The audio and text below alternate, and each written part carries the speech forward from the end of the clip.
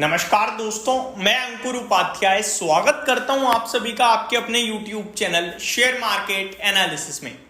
Will market crash, ये सवाल अब लोगों के दिमाग में आ रहा है। क्या थर्सडे को बाजार में एक बड़ी करेक्शन होगी?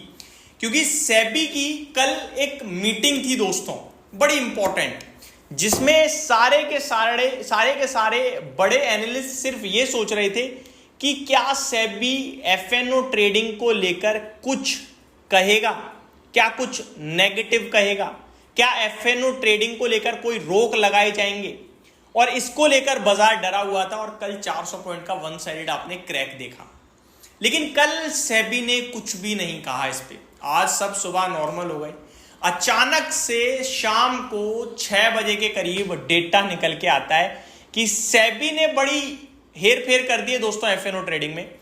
कंसल्टेंसी पेपर आया था सेबी का लगभग यहां से 3 से 6 महीने पीछे, जब मैंने आपके साथ डिटेल शेयर करी थी। 7 बड़े पैरामीटर्स पे सेबी कह रहा था ये बदलाव कर सकते हैं, एक्सचेंजेस के साथ बात चलेगी, ब्रोकर्स के साथ बात चलेगी और फिर फाइनल डिसीजन आएगा।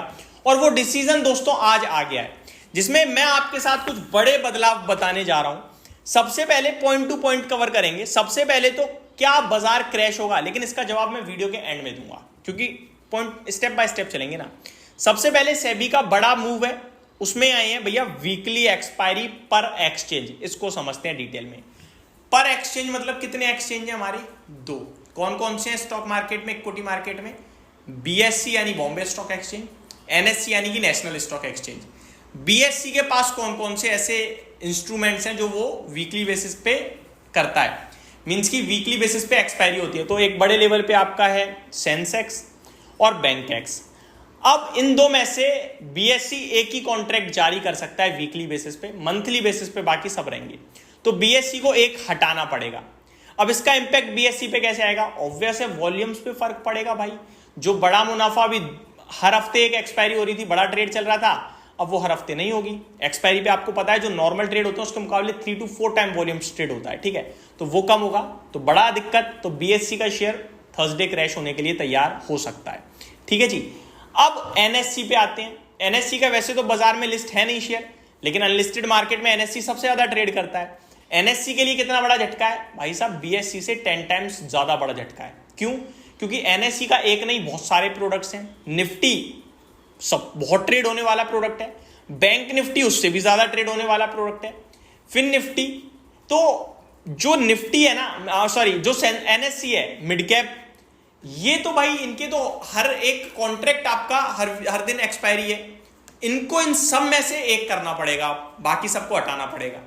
तो अब एनएससी किसको रखेगा और किसे हटाएगा ये देखना होगा, क्योंकि निफ्टी और बैंक निफ्टी में चॉइस करनी पड़ेगी एनएससी को। अब किसे रखता है वो देखने वाली बात है।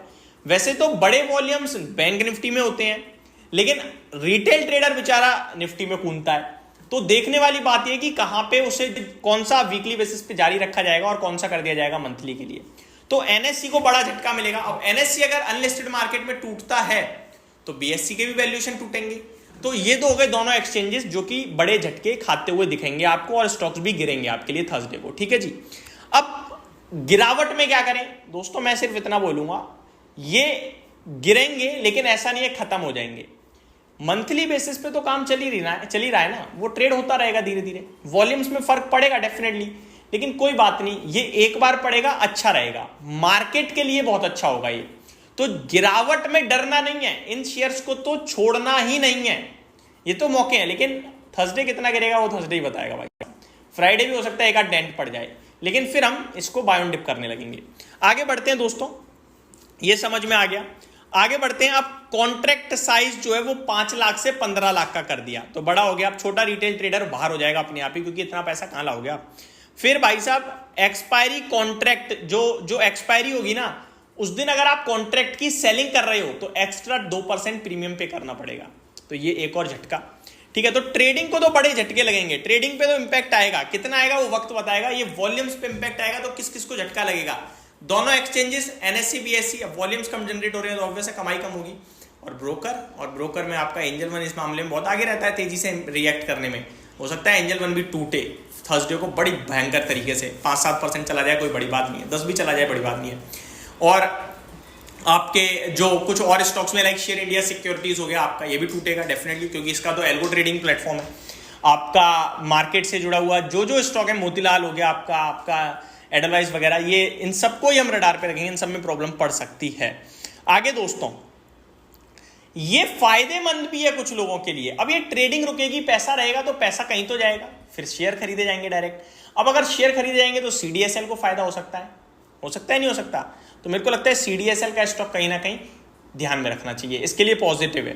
नेक्स्ट हो सकता है मल्टी कमोडिटी एक्सचेंज जो है एमसीएक्स, कुछ लोग कमोडिटीज में ट्रेड करने चले जाएं तो एमसीएक्स को भी फायदा हो सकता है दोस्तों।